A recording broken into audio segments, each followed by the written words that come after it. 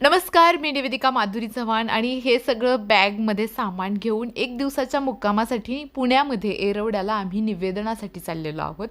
ओढ आणि ओढ या पुस्तकाचं प्रकाशनही आहे आणि त्याचबरोबर वधूवर पालक परिचय मेळावासुद्धा आहे. आणि या निमित्तानं पुणे सोलापूर हायवेवरून जाताना अनन्या हॉटेलमध्ये आम्ही थांबलेलो आहोत.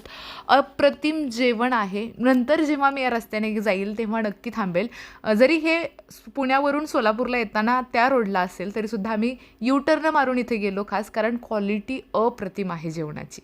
आणि पनीर टिक्का मसाला खाऊन आम्ही निघालो. पुण्यामध्ये पोहोचलेलो आहोत. येरवड्याच्या या भागामध्ये आलेलो आहोत. इथूनच पलीकडे हा ब्रिज क्रॉस केल्यानंतर सरगम हॉटेल आहे, जिथं आम्ही आज मुक्काम करणार आहोत.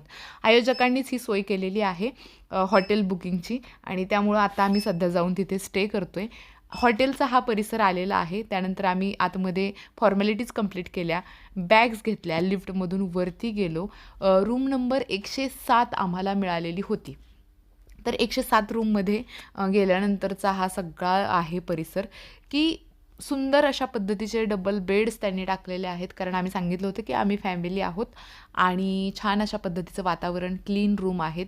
कधी तुम्हीही येरवड्यामध्ये येत असाल तर नक्की स्टे करा. प्रमोशन अजिबात करत नाही आहे मी, पण सांगते आहे. सकाळी उठल्यानंतर आम्ही दोघांनी गोड सेल्फी घेतला, समर्थनी आणि मी. त्यानंतर नाश्ता केला. हे सुद्धा आयोजकांच्या वतीनंच होतं. म्हणजे जेव्हा ऑर्डर घेतो तेव्हा आपण ठरवून घेतो की काय असणार आहे त्या ऑर्डरमध्ये. त्याबरोबर नंतर मी रेडी झाली आणि रेडी होऊन आम्ही निघालेलो आहोत. साहित्यरत्न लोकशाहीर अण्णाभाऊ साठे रंगमंदिर येथे हा कार्यक्रम होता. आणि इथं मी माझं निवेदन करते. दीप प्रज्वलन चालू आहे, त्याबद्दल चारोळी सादर केली आणि त्यानंतरचं निवेदन ऐका. पण त्यातही सरांनी संयम ठेवला आणि शिस्तबद्धपणे आपल्या ध्येयाकडे वाटचाल केली. मॅट्रिक पास होऊन विज्ञान शाखेमध्ये जाण्यासाठी सरांचं मार्गदर्शन मिळालं आणि सरांचे महाविद्यालयीन जीवन सुरू झालं.